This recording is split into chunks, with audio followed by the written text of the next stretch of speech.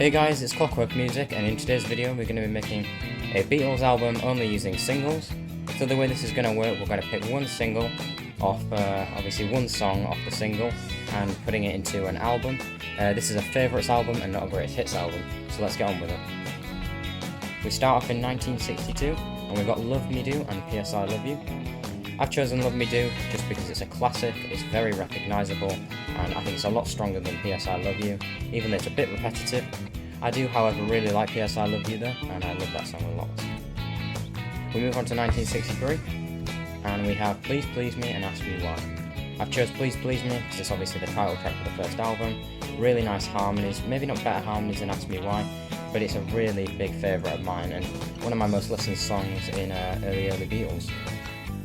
From Me to You and Thank You Girl, one of my least listened to singles ever, but I've decided to go with From Me to You just because it sounds a lot better, it's more well known and popular, and I enjoyed listening to it a lot more than Thank You Girl. She Loves You and I'll Get You, I've decided to go with She Loves You just because I love this Beatles song, really nice Beatles song. It's the greatest Beatles song in the early Beatles in my opinion, but has got some great harmonies and it really helped kick off their career. Next we have I Wanna Hold Your Hand and This Boy. I decided to go with I Wanna Hold Your Hand because obviously this song was a big seller and obviously it helped them get popular in the US. So it's also one of my favourites and it's very recognisable with the Beatles. Obviously This Boy is a good song, but it's just not as good as I Wanna Hold Your Hand. 1964, quite a strong year here. Cant Buy Me Love and You Can't Do That.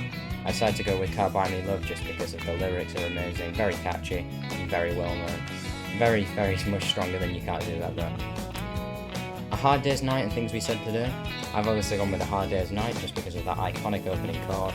It's obviously the title track for the album and the movie, and I just think it's a lot stronger than Things We Said Today, which is, I don't mind the song, just not one of my favourites.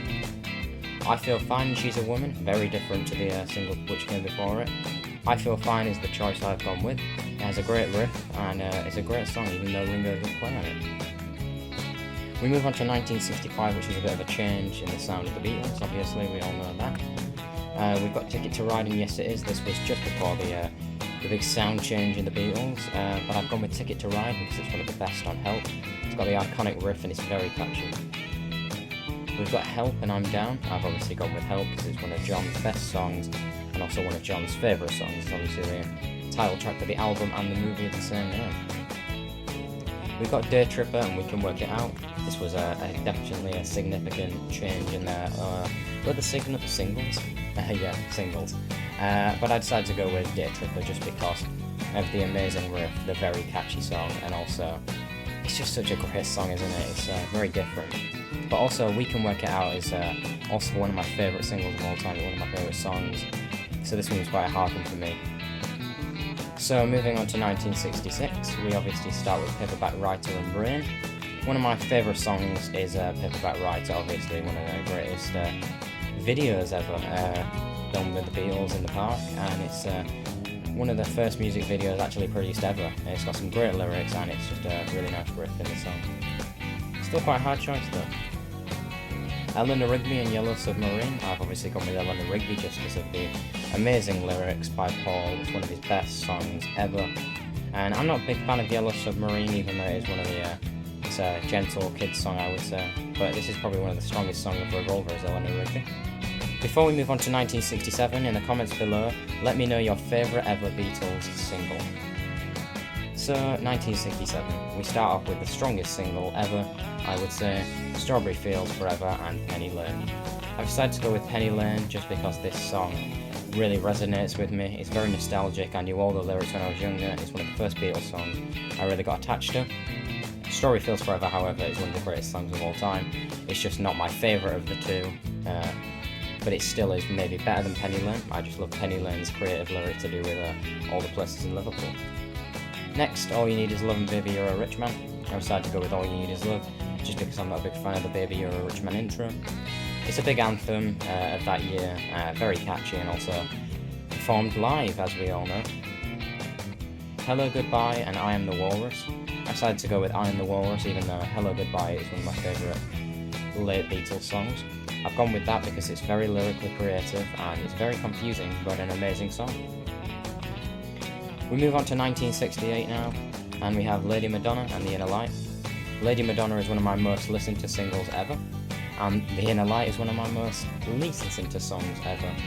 I think Lady Madonna's better because it's very bluesy by Paul, and it kicked off 1968 very strongly. Hey Jude and Revolution next. I do like Hey Jude a lot more, just because it's one of the most known Beatles songs.